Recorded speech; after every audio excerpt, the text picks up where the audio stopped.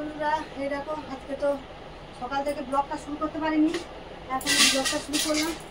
এই চান করে পুজো করে নিলাম। চান করে পুজো করে আর রান্না বান্না করবো। অনেক কাজকর্ম তো সেরে নিয়েছি সকাল থেকে। আর অনেক গুড মর্নিং বললাম না, কারণ অনেক বেলা হয়ে গেছে, এখন আর গুড মর্নিং নেই। হ্যাঁ, তাই এখান থেকে ব্লগটা শুরু করছি ঠাকুরঘর থেকে। দেখতে থাকো ব্লগটা, সঙ্গে থাকো। চলো রান্না বান্না করবো। রান্না বান্না জোগাড় করে রেখে আর আমি চানটা করে পুজো করে নিই, তারপরে রান্না বসাবো। ওই জন্য আজকে আগে হচ্ছে যা চান করে পুজো করে নিলাম। চলো দেখতে থাকো ব্লগটা। রাখি এখন, চলো রান্না বসাবো এবার।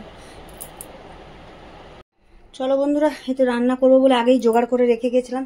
আর আজকে না একটু অনেকদিন পুঁই শাক খাওয়া হয়নি। তোমাদের দাদাভাই যে একটু পুঁই শাক নিয়ে এসছে, তা পুঁই শাক করবো। এই যে কুমড়ো আলু কেটে রেখেছি, আর পুঁই শাক করবো। এই যে রুই মাছের মাথা নিয়ে এসেছে, পুঁই শাকের মাছের মাথা দিয়ে পুঁই শাকের ঘন্ট করবো। আর তার সাথে করবো যে মুসুরির ডাল করবো একটু পাতলা করে। আজকে আর টক ডাল করবো না, যে টমেটো দিয়ে ডাল করবো, কারণ পুঁই শাক যেহেতু করছি তার জন্য আম দিয়ে করবো না, এমনি ডালই করবো, প্লেন ডাল। আর একটু আলু ভাজা করবো, কেন আমার ছেলে আবার পুঁই শাক খায় না, ওর জন্য একটু আলু ভাজা করবো। আর দেখি যদি ডিম ভাজা খায় তো ডিম ভেজে দেবো। চলো রান্নাটা বসাই এবারে। কুকারের মধ্যে ডাল দিয়ে দিয়েছি, টমেটো কাঁচা লঙ্কা দিয়ে দিয়েছি, দিয়ে নুন দিয়ে দিয়েছি। চলো ঢাকাটা আটকে দিই কুকারে। আর এদিকে কড়াও বসিয়ে দিয়েছি, আলুটা ভেজে নেবো আগে, তার জন্য তেলও দিয়ে দিলাম কড়াতে।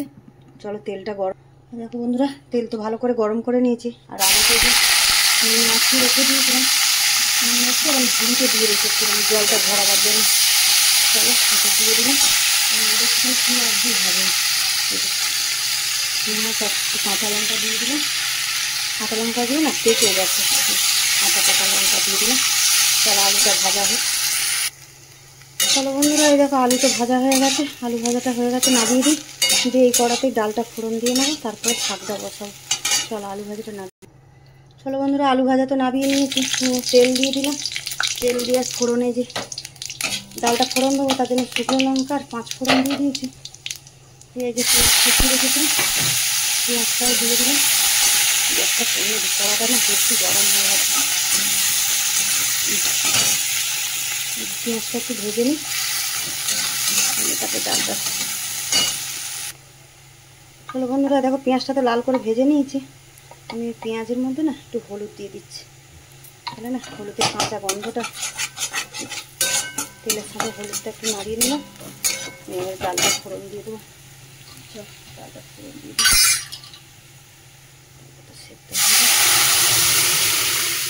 আর একটু জল এদিকে ভাত বসিয়েছি, ভাতের জলটা গরম হচ্ছে, এখান থেকে একটু জল নিয়ে দিয়ে দেবো। দেখো ডালটা তো টকবক করে ফুটে গেল। আর এই যে ধনে পাতা দিয়ে আর নামিয়ে দেবো ডালটা।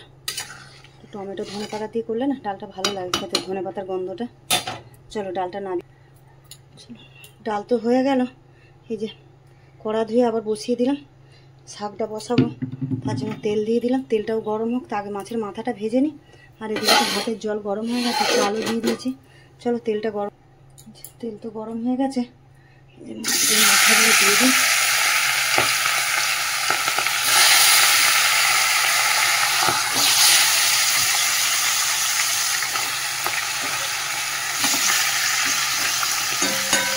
মাথাটা ভাজা হোক। দেখো বন্ধুরা, মাছের মাথাটা তো ভালো করে যে লাল করে ভেজে নিয়েছি। এবার নামিয়ে নিই মাথাটা।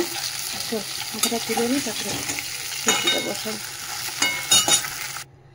চলো বন্ধুরা, মাথাটা তো তুলে নিলাম, নিয়ে রেখে দিয়ে দিলাম 5 ফোড়ন, শুকনো লঙ্কা, তেজপাতা, ফোড়ন দিয়ে দিলাম। ফোড়নটা একটু ভেজে নিচ্ছি। নিয়ে এর মধ্যেই দেখো পেঁয়াজ কাঁচা লঙ্কা সব কেটে রেখেছিলাম, ওটা দিয়ে দিলাম। দেখো পেঁয়াজটাকে একটু হালকা ভেজে নিলাম। নিয়ে এর মধ্যে যে কেটে রাখা সবজি দিয়ে দিলাম। তো রাঙা আলু ছিল, মিষ্টি আলু, ওটাও ভাবলাম দুটো দিয়ে দিই, পরে পরে তো নষ্ট হচ্ছে, সেই জন্য দিয়ে দিলাম। চলো সবজিটা একটু ভাজি। চলো বন্ধুরা, একটু সবজিটা তো একটু ভেজে নিলাম। নিয়ে যে পরিমাণ মতো নুন দিয়ে দিচ্ছি, নুন দিয়ে দিলাম, হলুদে দিয়ে দিচ্ছি, আর একটু আদা রসুনের বাটা দিয়ে দেবো, কারণ মাছের মাথা দিচ্ছি যেহেতু, সেজন্য একটু অল্প করে একটুখানি আদা রসুন বাটা দিয়ে দেবো। আর একটু জিরের গুঁড়ো দেবো, মশলাটা একটু কষিয়ে নিই। তার মধ্যে একটুখানি জিরের গুঁড়ো দিয়ে দিচ্ছি, অল্প করে জিরের গুঁড়ো দিয়ে দিলাম। আর একটু লঙ্কার গুঁড়ো দিচ্ছি, কারণ অনেক কটা আমি কাঁচা লঙ্কা দিয়েছি, একটা শুকনো লঙ্কাও দিয়েছি। দিয়ে দিই, মশলাটা ভালো করে মশলাটা ভালো করে কষে নিলাম। এই যে শাক ধুয়ে রাখা শাকটাও দিয়ে দিচ্ছি। কড়া তো ভরে গেছে, একটু কমে যাবে, নাড়িয়ে দেখো বন্ধুরা এক কড়া শাক কমে কতটুকু হয়ে গেছে। চল এটা কমিয়ে আর চাপা দিয়ে দিই সেদ্ধ হতে। চলো বন্ধুরা দেখো পুঁই শাক তো সব সবজি টবজি সেদ্ধ হয়ে গেছে। মাথাটাই যে ভেঙে আর দিয়ে দিলাম, এবারে ভালো করে নাড়িয়ে নিই, নিয়ে আর নামিয়ে দেবো। চলো একটু মিষ্টি দেবো, পুঁই শাকে একটু মিষ্টি দিয়ে নিলাম, মিষ্টি না দিলে ভালো স্বাদ আসবে।